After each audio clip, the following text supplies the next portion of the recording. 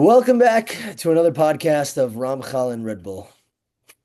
I don't have Red Bull. I have Perrier, but I have Ramchal.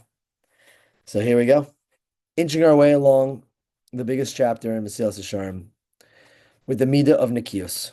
So I think we're on page 78. Correct me if I'm wrong. At the very top here.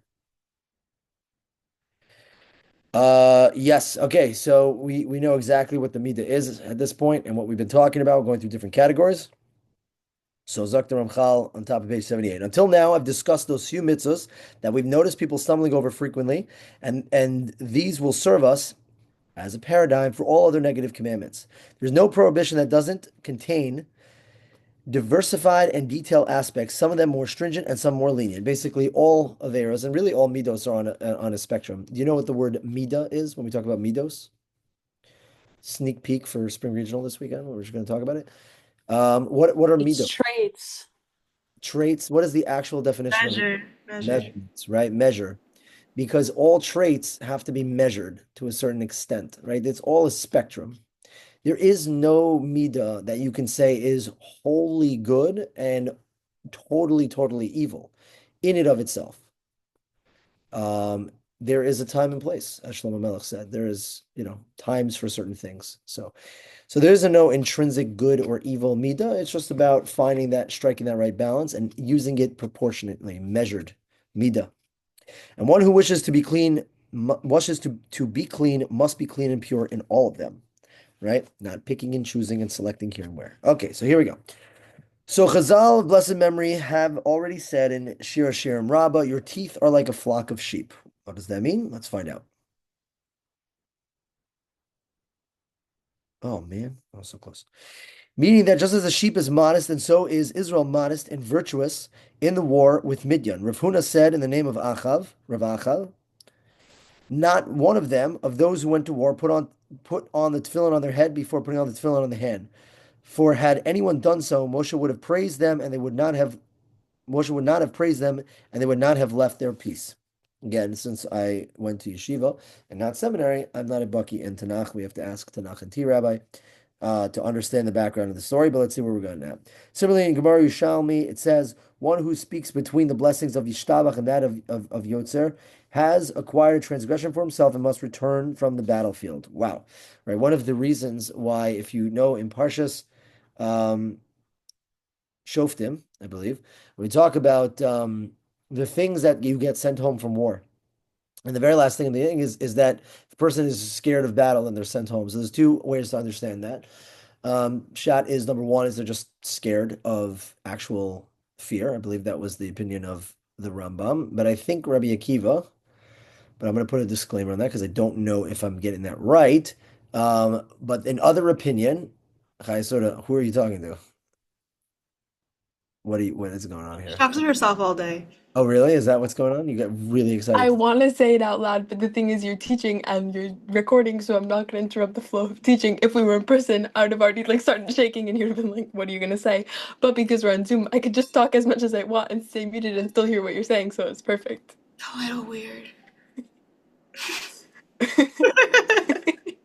Can you Because we just learned this in It's recorded Rabbi. in case you're okay, wondering. so can you I mean, I'm scared, honestly, but can you someone can pick me up to help me get it. Do you remember the machlokas who holds what in this particular? No, I don't remember who holds up, but I remember the other I'm like getting opinion. super pumped up on a good vote, no? I, Oh. I, I just got excited because I knew the other opinion. Like I knew what you were going to say next. So what am I gonna say? What's the other side of that coin? Well, no, I'm scared that it's wrong. But we learned, I think, that it's scared because they're scared that like they're not gonna like have like Hashem's mercy or like be saved, I guess, in battle because they didn't do the mitzvah of tzitzis properly. Right, not necessarily tzitzis, but right that That's they how we learned it. right, I mean, it could be, but they Because we were learning that tzitzis to fill in unit. that they don't have enough schuyot, that their mitzvahs or they have certain averas that are hanging over them that will not give them the special protection on the battlefield. And therefore, it's not that they're scared of battle, they're scared of their sins. And therefore, yeah, excited? Okay. Therefore they go back. Right. So seeing over here now. You know the halachas of tefillah that a person is not supposed to speak during Pesukei de Zimra here between Yishtabach and Yotzer. And what happens? That a person, right, that they send them home from the battlefield, right? Because there's that smidge little tiny piece of schmutz that needs to be cleansed. So you can see how meticulous and true cleanliness is a necessity in one's conduct, not just in the following of halacha, but in one's conduct as well. I think it's, I mean, again, like I don't know about you. When you learn stuff like this, you get like sort of overwhelmed, right? You can be excited on the one hand, where it's like, wow, I have so much to grow. On the other hand, you get like a little bit like, oh my God, I'm such a bum. Because if you start like nitpicking your day to day and you actually start looking at your life and you're just like, my God, I'm so far from perfect. Like I'm so far from being a nucky. I mean, yeah, listen, you'll never become perfect, but at least there's always what to strive for, you know? And when you start identifying, picking things up, I would have to imagine you just chip away at your entire life. But yeah. Altidag, as we say. Ein shum yeyush. Shouldn't be distraught here. Indeed, just as cleanliness is required in one's actions, it also is required in one's character development. And in fact, it is almost more difficult to apply to one's character development than it is to one's actions. That's an obvious truth, right? The hardest part of character development is the fact that when things are going on internally and nobody can understand what your intentions were, you can get away with almost anything, right? You can lie all day long to the outside. The only person who's going to be your general who's overseeing your conduct is yourself. So it's much harder because it requires a extreme honesty with yourself, which most people don't want to do. I mean, that's a very difficult thing to do. With action, you do something wrong, you do something wrong, right? You miss something up, like you're in the middle of doing something. It's even easier to be able to see. But when it's that internal, the thoughts, the feelings, that process where it's like, okay, I didn't do that entirely. Lishma, there's something there that's hanging. The only person who could call yourself out on it is you. And in the same way that people just naturally have a very uncomfortable time being honest and real with themselves, so character development, all the more so. This is because a person's nature has a strong effect on his character development, that's on his actions, due to the makeup of his temperament and personality. You ever the personality versus character spiel? Hashem creates a person, gives them a certain personality, gives them certain negative kochot. You don't choose those. Hashem chooses them for you. And by the way, he chooses positive kochot as well. But that's what you get, right? Hashem creates you, and your job is to develop your character versus your personality. Your personality is what you get. Every kid is sort of different in their own respect, and your character is the thing that you get to mold and develop. So he's saying that the hardest part of character development is because you're created with a nature that might inherently be against the thing that you're trying to accomplish. If you're somebody who is inherently an angry person, or you have ADHD and you're like it's hard for you to focus, so like you're working on a certain midos to be a certain way, right? You're losing your patience right and left. These are things that are naturally put inside a person that are proactively working against their pursuit to try to be the best that they can be. So character development is very, very hard. But mida k'mineged mida and the fum sara agra, right? Our job is to develop our characters because that's where the reward exists, which can either be a great assistance or resistance to character development. Therefore, any struggle that is waged against one's natural inclinations must be very intense, as the sages of blessed memory said in Pirkei Avos. Who is courageous? One who conquers his inclination. A very famous piece in Pirkei Avos. Ezehu Gibor, who is the real Gibor, who is the one who is really strong. Hakoivesh es Yitzhak, the one who overcomes, who conquers, dominates his desires. That is what true strength is. That's what ultimate true strength is. Not physical strength. It towers over physical strength. But that's the challenge, right? That's the challenge. Some people get confused. They get mistaken. They think that because Hashem created them in a certain way, that that's who they are. And why would it's like such a fundamental. Anybody who's learned any Torah understands like the purpose of creation and the purpose of life. They say Hashem created me this way. That's who I am. I should embrace it. The thought of like Hashem creating a person and putting inherent negative things inside of them that their job is to work on is such a like, by the way, internally, and then it will lead to just external, right? Every time you see an issue or a problem in your life, you're going to interpret it as a problem and an issue that's getting in the way of you versus the reality, which is Hashem is putting those issues in your life to help you grow and to become a better person. When you condition yourself to look at this world in a certain way, you start to trip all over yourself. So it starts internally when you're young, and then you take those negative midos and you turn it on to the complex world, and you start to see things in a very, very skewed and perverted way. So there are many there are a great many traits of character in human personality, And for all of man's worldly actions, there are of equal number of character traits from which man's actions are derived. Yet, just as we have focused on the mitzvahs that require more cleansing because they present greater stumbling, right? We went through stealing and sexual immorality and lying, things that are just easy layups for the Yetzer, stumbling blocks for people. So accordingly, we will speak about the primary traits of character in great depth because of their prevalence in our lives. Right? So we talked about the Averos that can trip us up when it comes to Nikias. Now we're shifting. He's going to shift towards the character traits inside. And this is where, again, this is going to be harder, but this is going to be more wholesome work.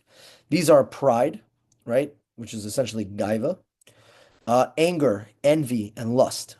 All these are harmful traits whose destructive effects are recognized and universally acknowledged.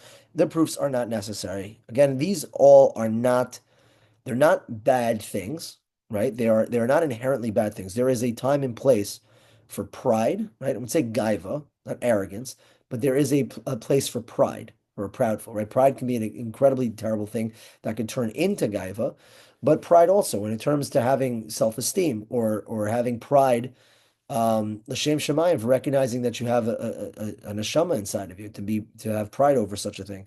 Anger for the glory of Hashem.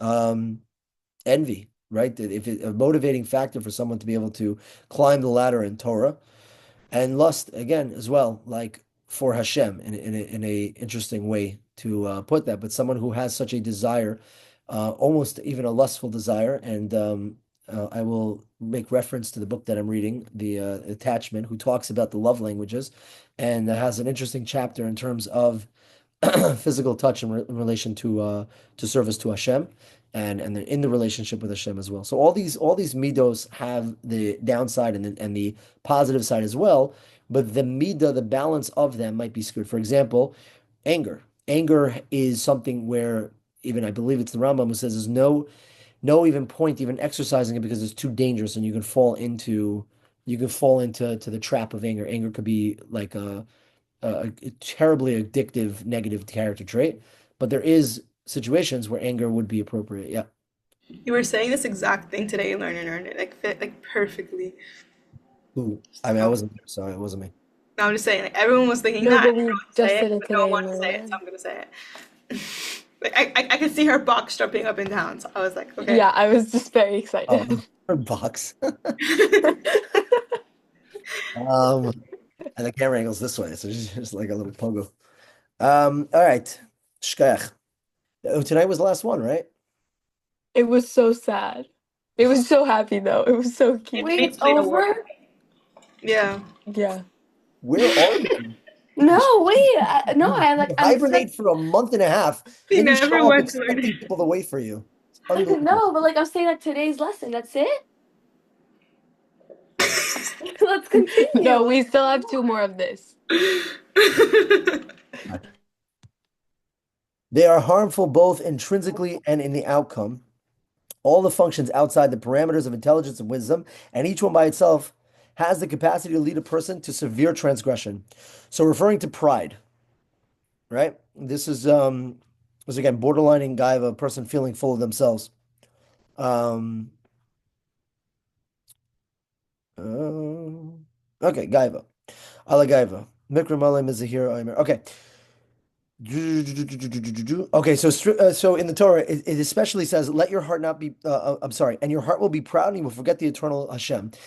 When you want to sum up what is the problem with arrogance, right? Let's talk about the summary of what Hashem did. Hashem created a person, and He said, "Your goal in life is to be able to connect to me." Now, mida connected mida. If you want to connect to me, I need to create an adversary so strong and powerful that it's going to balance out your desire to be able to connect with the Kadosh Baruch Hu. Therefore, I create the ego. Now, the ego, right? What does it do? If you move on that spectrum towards the ego, what ends up happening is a person forgets Hashem because they start to think that they are the ones. Circa 2021, I have this video of Andrew Cuomo, Yamach Shemo v'Zichro, the former disgraced governor of New York City over COVID, who was responsible for tens of thousands of deaths. That's another story. But I have a video clip of him. I remember because I saved it because it was so astonishing. He sat there at one of these political press conferences, and I'll repeat him verbatim. He says, "We brought these numbers down. God did not do it. The it did not happen by chance. We were the ones who, and I'm like watching him talk like so arrogantly. First of all, the guy was a disgrace and a failure, and then he got controversy and he got booted from his position. I guess sweet justice, but like the arrogance to sit up there and like, why are you attacking God? Like, well, what's your problem? The guy was so full of himself and felt so powerful that he had no problem telling directly into a press conference, God wasn't the one who brought the COVID numbers down in New York. It was I. That was to me like insane. Like, you don't want to have the chutzpah to like actually get out there. Can you imagine if someone like got an award or like scored a goal? And like whatever, there was just like, yeah, I'm the best is one thing. But to then take a shot at God and be like, I'm the best. God isn't the one who assisted with this. For all you people giving thanks to God, it was me. Like that is that's all I can think about when you read this. Yeah, the heart will be proud and a person will forget God. But it makes sense. If a person inches their way towards that spectrum, thinking full of themselves, then they neglect the fact that Hashem is the one who even gave them the strength. Now, this is a personal story for me. When I came back from Shana Aleph, just like any Shana Aleph yeshiva bacher, feeling like you're the man. I was so proud of the growth that I had, of the things I was doing, the mitzvahs I was doing. And it was funny because it was subtle, but I didn't forget Hashem, but the language I was using, which was like, now I do this, now I do that. Like I was leaving out the, Baruch Hashem. And people like to like, make fun of like, oh, Baruch Hashem, and you're so idle. But it's sticking Baruch Hashem and conditioning yourself to use the term Baruch Hashem means you're not forgetting Hashem in celebrating your successes. And I had done that. I remember that. And I thought like, oh my God, this is the new me. This is great. I go to Shachris now. Life is good. And Hashem like really like punched me down to the point where I had to like run back for a Shana Bet because I was just like, oh my God, like I crumbled after like 2 months of being in America of like all the things I took upon myself. I wasn't keeping to any of it, and it was a disaster. But I learned when I went back that was one of the issues is that of course you should be proud of yourself for successes, and of course it's normal and it's healthy, and you have to build up your self-esteem. You should definitely pat yourself on the back and affirm yourself, give yourself what you need, but you can't leave Hashem out of the picture, right? When you do something amazing, you have to look in the mirror, you have to look up to Shemayim and say, Hashem, we did it. We did it, right? And thank you, Hashem, for giving me the strength and the power. Where's the source of the power? Mayayin Yavo Ezri in general. So if you don't forget that, then there's no problem recognizing, right? Hashem gave you the strength. You're the Kli. Hashem gave you the strength. You were successful. It's a celebration for you and Hashem. It was a partnership. You guys did it together.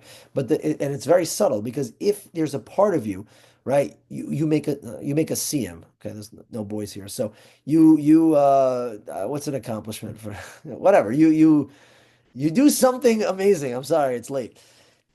Of course, you should feel good about it, right? But you have to feel good about it with Hashem and recognize that, like, that's us, me and Hashem. We did it. We pulled it off, you get a little fist bump up there, or whatever it is. Or, as they say in Sem, a little huggy from Hashem, right?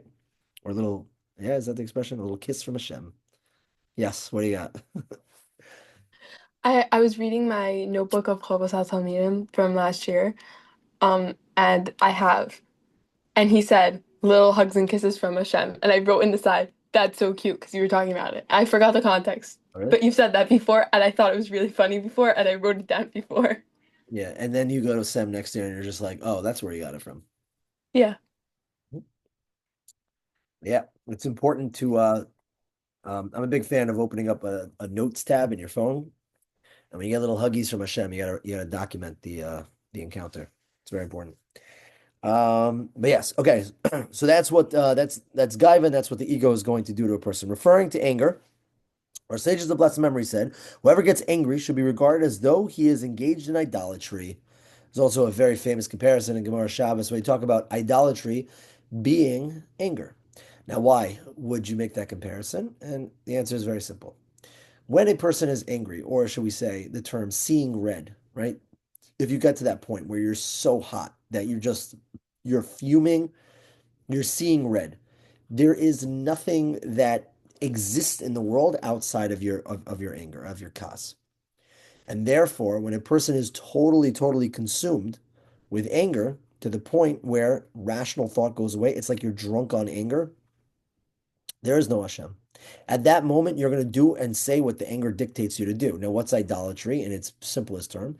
It's worshiping a foreign deity. Now, Worship means to follow the commands of something else. Hashem gives you mitzvos, which are tzav, command, to do A, B, and C. If something comes along and asks you to do D, E, and F, then that's idolatry. So when anger is consuming a person, right, that is their God at that moment. They are going to follow whatever it is that the anger dictates to them.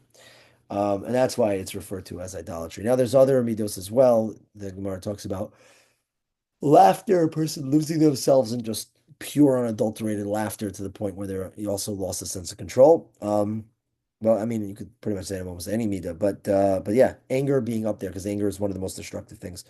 I think we talked about anger before. Anger is just such a poison because it can absolutely destroy everything that's beautiful in your life.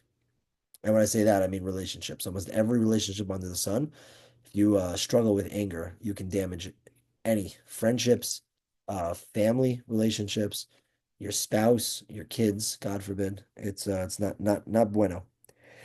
And about envy and lust, we clearly learn in Pirkei Avos, envy and lust and the pursuit of honor removes a person from this world, detaches them from reality. And ultimately, we're here in this world to work hard, and we should not get caught up with things that remove us from that. For this reason, the analysis that's required in these areas for the sake of fleeing from them and for whatever stems from them, for they are, each and every one of them, deviant offshoots of an alien vine. We shall now proceed to discuss them individually. So let's start with the gaiva. All right. Hine klal inyan gaiva huzeh. This is the underlying factor that of the nakuda of gaiva. They have a very inflated sense of self.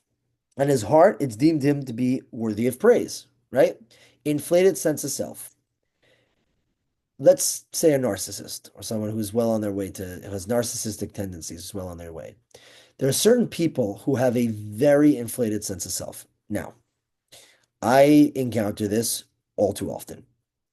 Let's say you're in school and there's a kid who just mouths off to a teacher. And the teacher tells them to put their phone away, and the kid just looks at them and just says something like some profanity and just be like, I can do whatever I want. This person thinks that they are better than everyone else. Now, when you have an inflated sense of self, then rules for thee and not for me, right? Other people. Let's in TJJ, you'll have certain people who will show up late and with no remorse. And you go over and you're just like, why are you late? And there's a reason. And they will get upset. If you get upset at them, then you're the bad guy. And it's like, but you did something horrific. Why don't you take responsibility for it? No, no, no. So to me, it's always the next question is, why do you think you're better than everybody else? If everybody has to be there at 7 o'clock, myself included, why on earth do you think, right? People who have a hard time following, structure and rules and think that they're above any sort of law, right? They start mouthing off about who their father is or some nonsense, right? These people have inflated senses of self, and it detaches them from this world for sure. And it makes them just repulsive to be around. Nobody likes that type of person who there's always a reason of why they do what they do, and it doesn't apply to them, whatever it is that's the going rate. They have zero sense of humility. So people who internally feel like I deserve to be praised, that's not a good thing. If you feel that way about yourself, obviously nobody here is going to feel that way, right? Because people like that typically don't come to learn Torah at this hour. But if a person genuinely walks around feeling of themselves like, yes, I need people, like people should be praising me. I'm incredible, so therefore people should recognize me constantly. That's a bad thing. That's a red flag. That should be a severe warning. This is going to be the result of a lot of different avenues of thought. One individual may consider himself intelligent. On the other hand, handsome. On another hand, esteemed. On another hand, prominent. And on another hand, wise. Now, all of those different things, esteem, prominence, wise, handsome, where do those things come from? They come from Hashem, right? If somebody is like, you have such nice eyes. Yeah, thank you, Hashem. Like, what did I do? What did I do to deserve that? Now you might cultivate and amplify a midah, a strength, and a kochot that Hashem gave you, but they come from Hashem. So if a person has these things that Hashem gave them, and then they start to get really excited about it's like that kid who the parents give him the credit card and the kid's going to school bragging about how rich he is. And he's like, yeah, look at my credit card. It's not yours, you idiot. Your parent gave it to you. You don't take credit for that. So the same thing. You got your skill set, your arsenal from Hashem. What are you taking credit for? Walking around like, oh, I'm so great because I'm so good looking. So anyway, when people are super obsessed with their personal looks, when they have like this real, I'm not talking about the insecurity piece where like a person has to check themselves out every day. I think genuinely somebody who thinks they're like really good looking. So they need to look in the mirror constantly. They're always like obsessing about the way that they look and they take a real sense of pride in it. They walk around daydreaming. They'll space out in the middle of a conversation thinking about how good they look. I know people like this. It's crazy. Yeah, it's another red flag. It's not a good thing. The rule of thumb is that when a person thinks he's incorporated anything of the good thing in this world, he is in immediate danger of falling into the pit of pride. Now, everything is a balance, is a spectrum. Some days you have good days, sometimes you have bad days, right? Some that we all have that gaiva moment.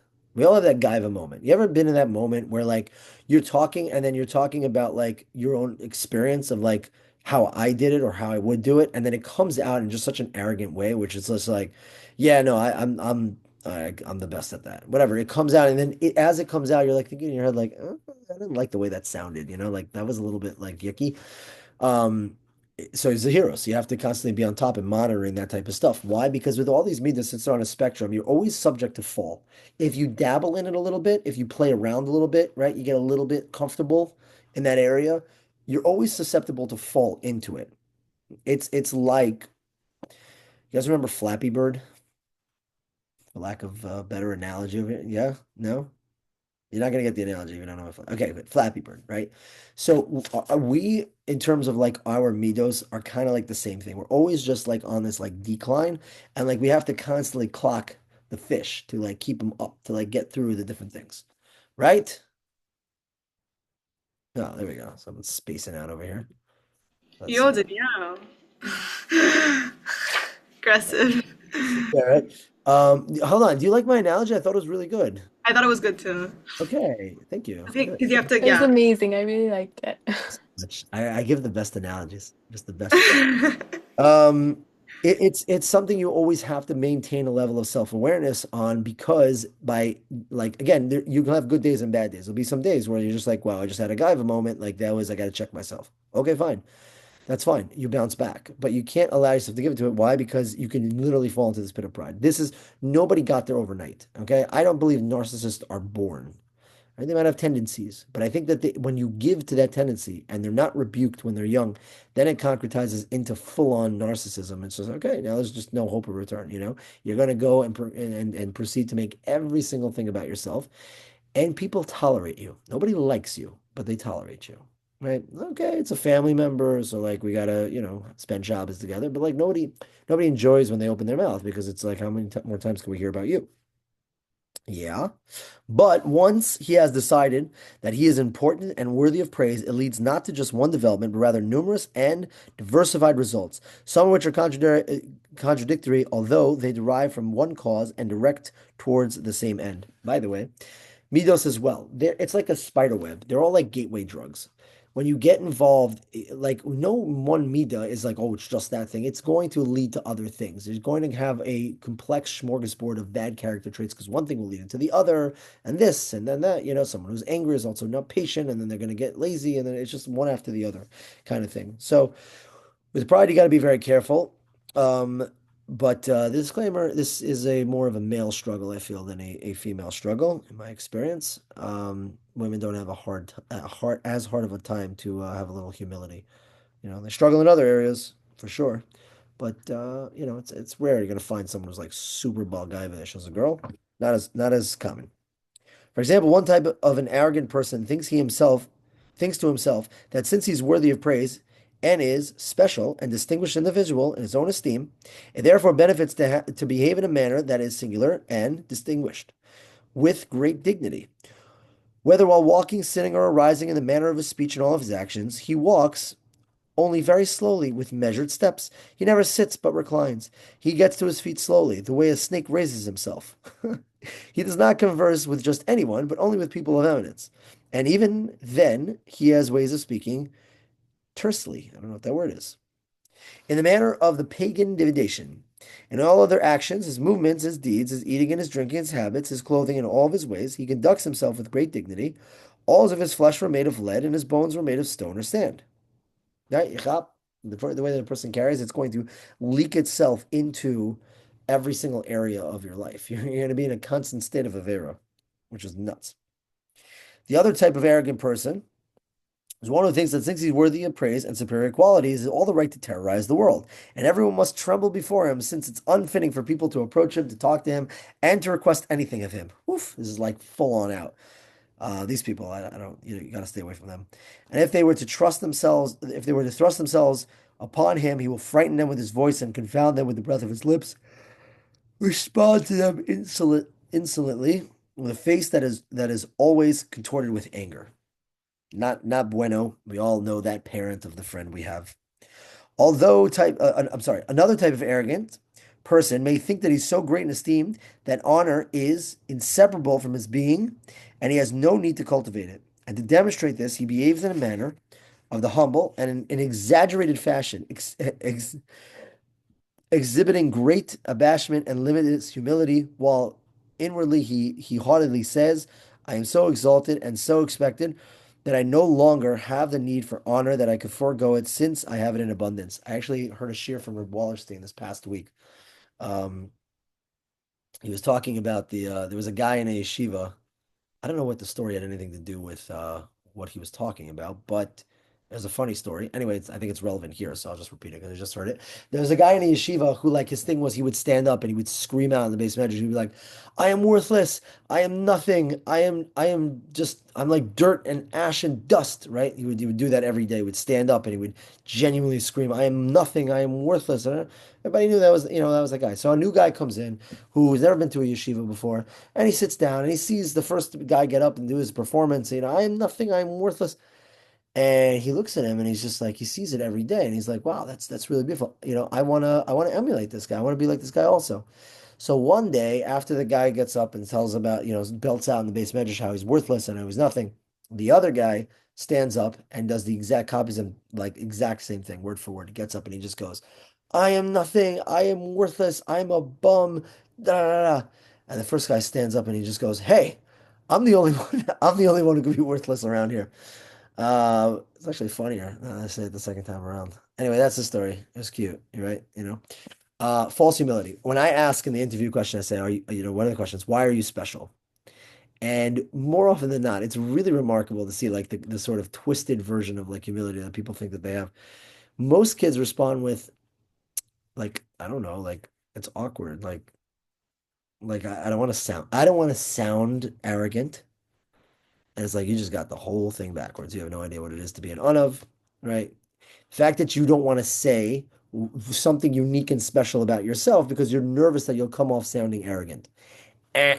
False humility to the highest degree. Now they mean well. I mean they're kids. They don't know the other side of that coin, but they were raised with this idea that humility is like thinking that you're worthless and don't have any good traits to yourself, and it's total The nonsense. best response to that? Like, what's the best response you've gotten? So when they're doing that, so what response from them, or like how do I respond to that? No, like the response from them. Like, what's the best response you've got for that question? Oh, Like, not like arrogance. Like, yeah, okay, that's a no, good answer. nothing that's you're saying to the answer to the question of what makes you special? Yeah. Nothing that stands out to me. Usually it's not anything special. Usually it's like they'll say like I'm a very kind person, or like I make friends easily, or like, I have like a good attitude. Like they'll say something that's positive about themselves, right? But it's not like unique to them. I don't remember ever anyone like blowing my mind with that question. But it's fun doing the little dance where I just go, I don't know, I don't know. Okay, fine. We're gonna do I don't know for 3 minutes, fine. Then I'll go, do you think you're special? I'm like, yeah, I guess. Okay, great. Why? And then all of a sudden they're able to answer it somehow. They, just found the back door into it. Did anyone ever say like when you ask like what makes you special? And they're like, I'm not though. Like, I'm not special like from everyone else. No, no, no, Is no. that humility? Nobody. No, because that would just be a low self-esteem. If someone looked at you and just said like, I'm really not Like, that. but why am I special from everyone else? Like, I'm not. I'm just like everyone else. Yeah, but that's different than saying I'm not special. Like Yeah. responding. So then everyone could be But special. what makes you special? Like nothing. Like I'm just like everyone else. It's like that's like an In the words of, I'm just making this up right now, we are all like snowflakes, each one with a unique pattern and We're all like snowflakes. unicorn stuff. I mean, I should have gone with the fingerprints, right? Beautiful. But no, we're all different. We're unique I think she's individuals. having a panic attack. Oh my God, are you okay? Oh hell, we we are all unique and different. It's interesting, like what makes a person. It's a deeper question. I think it's the first question, so it kind of gets them off ground, like it knocks them off their feet, comes out of left field, and I just go, oh, it just gets way worse. Don't worry, we're gonna get way deeper. But yeah, it usually comes out of nowhere. So typically, you'll get like, basic answers that like people just say something they like about themselves, essentially. Um, okay, let's. I just want to say I'm so grateful to Hashem every single day that I never had to have this TJJ interview because I would have failed. 100%. I wanted one. I I would would have. have failed every single question. I remember I asked you for one and you were like, no. Yeah, when kids are not like not talkers, it becomes a brutal like 45 minutes to an hour. Like it really gets hard when you're sitting there asking a question and they're just quiet thinking, I you know. would for sure leave and not want to go on the trip. And Like that's I like, would for I I like, think would for sure if walk you out leave and be a like, I while, hope they don't accept me. what are you passionate about? I ask, and they go, I don't know, like what should I say? Or what would you say? I'm like, wait a minute, how could you not, how can a human being, my 2-year-old knows what he's passionate about. My God, like what makes you excited? Why is that hard to answer? Just say something you like. And then some kids just sit there and just staring off the, I just don't know. Thinking that if they just, I don't know their way out of the question. I'm like, listen, I got nowhere to be. I'm gonna sit here and wait for you. Yeah, it's torture. Anyway, let's get to the end of the page here. Yet another type exists who want to be highly celebrated for their qualities and singled out for their ways. I love these different manifestation of gaiva. For another person, it's not enough that the whole world praises him over the quantities he imagines he possesses. He desires to be praised even more for being the humblest of the humble, and thus it turns out that while he prides himself on his humility, at the same time he wants to be honored for seemingly to flee from honor. Ah, you gotta love that. The reverse psychology trick, right? Like that's the guy in the base measure who's screaming. Such an arrogant person will humble himself before people who are far inferior to him because they're derelicts of society, thinking that if he is displayed the highest expression of humility, right, they're going to go out there and they're going to find some homeless person and sponge bath him and buy him food and do it in all in the public view because like, wow, you're such a beautiful person and you're taking care of such the lowly of the low, which is why, by the way, why at the top of the totem pole of chesed is to do things anonymously. And the answer is because you're protecting yourself from the evil gaiva that exists inside a person. That's what it is, right? If you do it anonymously, because of course, and there's nothing wrong, by the way, with feeling. If you go out and do something beautiful for someone, I remember on an NCSY raffle in 10th grade, I won a PlayStation 2. And I remember my cousin worked for like cancer kids. And I had already had a PlayStation 2, so I didn't need it and she suggested she's like, why don't you give it to one of the kids? And I was like, I was so excited. And my like not gonna lie, like I went out there to do it, right? And to like I went to the hospital because it was like the coolest feeling ever. Like you were just like you were that hero from like the Disney Make-A-Wish Foundation, it's like an awesome feeling and stuff like that. So there's nothing wrong. Like again, I'm 15 years old. Of course I should be feel like. Of course you want your kids to feel that way. It builds them up. It makes it. It reinforces the chesed that you do for sure. At the same time, slippery slope, right? You got to just make sure that you're keeping those type of feelings at bay to some degree. But that's why sacrificing that feeling increases the I guess the stock of the chesed because chesed really is doing entirely for the other person. That's chesed shel emes. The highest chesed is to help a mace, someone who died because they can't repay you in any which way. So when you diminish those, like when you want those feelings and you take those away of feeling like you're the freaking man who like, you stand up in shul and you make some crazy bid of some crazy amount of money that you don't have because you want the aliyah, right? And everyone's just like, wow, what a guy, he's donating to the shul, right? Like, okay, if you diminish those feelings, then it increases the stock of the mitzvah because it's preventative from gaiva. He will reject any titles of distinction and refuse any symbols of honor, saying to himself, there is no one more humble and wiser than myself throughout the land, right? Can you imagine somebody rejecting, like, you want to get, I'm trying to think of a good example. You want to get someone something, and they're just like, no, no. And more often than not, it's like, it's because of insecurity. But like, imagine somebody's honored at a dinner, right? You're at a dinner and the entire shul is honoring you. And you get up on the stage and they get you a plaque. It's customary, take the freaking plaque, but instead they go up and they go, I don't want a plaque because I did all what I did for the shul really at the kindness of my like if you're dafka not taking the plaque, you're not taking the plaque because you want to be looked at as an onav.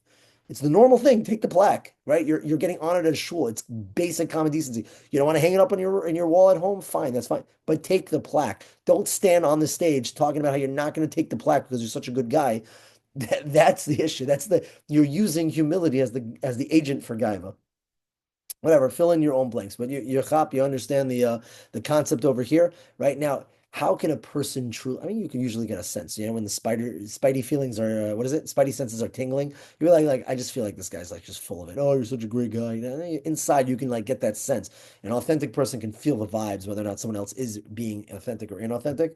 Um, but yeah, I mean, this is an internal thing, right? Are you doing things with the intention, or are you doing it because you really want to be looked at as like a real unav, like a real special person? It's a struggle. It's not an easy thing. And yet, although haughty people of this nature pass themselves along as being such a humble person, this doesn't reduce the obstacles before them. Without their knowledge, their arrogance will be exposed like the flame of the occasional flare-ups that amongst coal. Yeah, by the way, it's nothing like a difficult situation, right? In a time where they're not the man. Now they're in a situation where they're pushed to the back burner.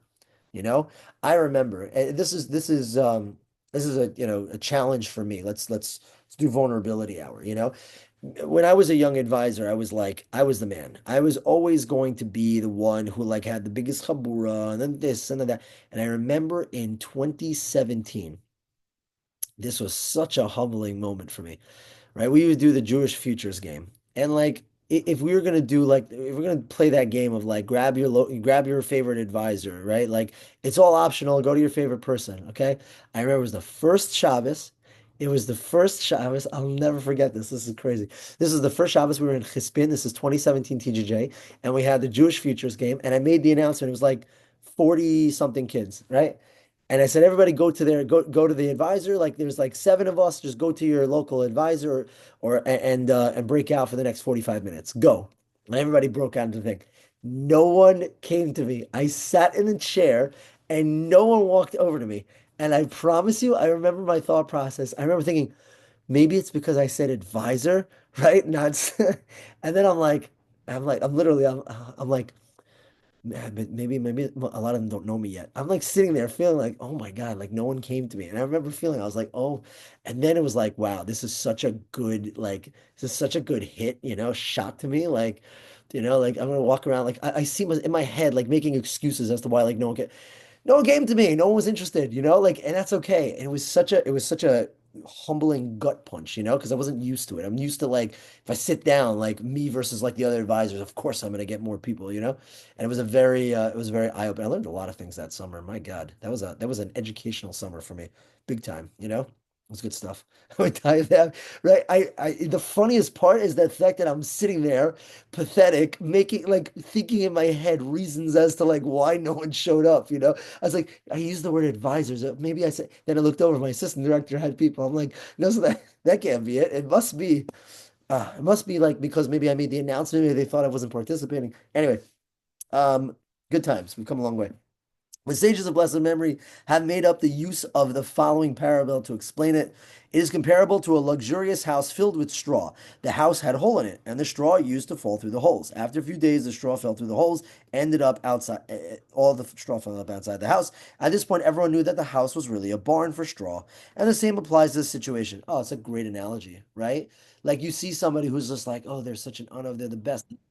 Things start to seep out right and left, right? Weird things start to come out. And it's just like, wait, if that guy's so great, why is he acting like that? He just lost his cool. He just lost his patience. Like, why was he what is happening right here? Whoa. Twilight Zone. There's two Mashiachs. Ah, Ben Yosef and Ben David. Right? She's looking at me like I'm weird. I'm not the weird one who just opened up another. Okay, anyway. Weiter. Right? So the straw. So anybody, by the way, and this is the greatest part. There is my Hasidish aunt told me this mushal. I loved it.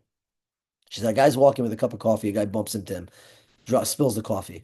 Why did the guy spill the coffee? She's like, because the guy bumped into him. She goes, no. And again, I was like, how do you get to this? She goes, the reason the coffee spilled was because there was coffee in the cup.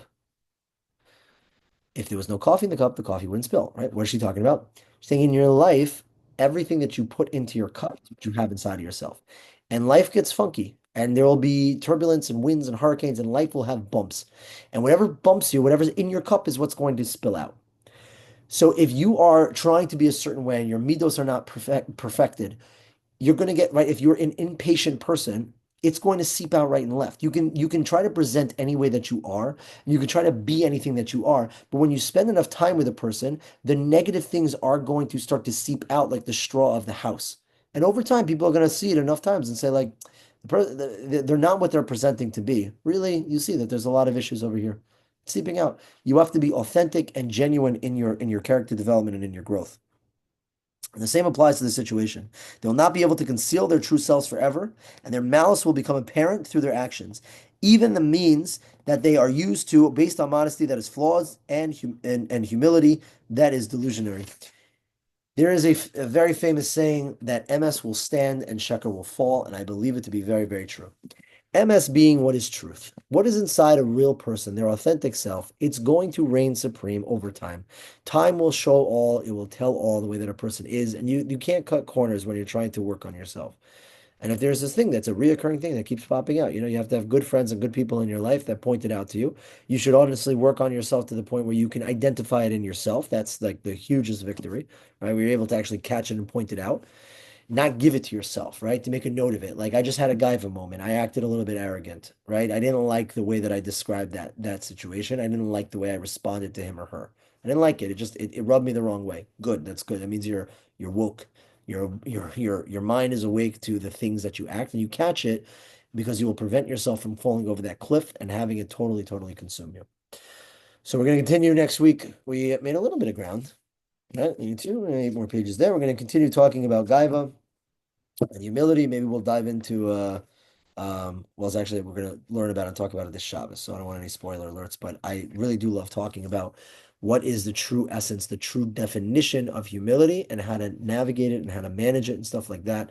Baruch Hashem, no one here is a Baal Gaiva, except for myself. No, I'm kidding. Shkayach, everybody. Thank you for coming out. Thank you for ending your graduation deal meal early. And Plumpkin, always great to not see you, but see your name. It creates a sense of security and comfort, and I appreciate it. Alexia, I'll see you in 3 months. Thank you for coming back. No, next week. We will see. We have it recording. Check WhatsApp. Why? Okay. No, mine. Check what? I don't get it. Okay. Shkoyach, everyone. We'll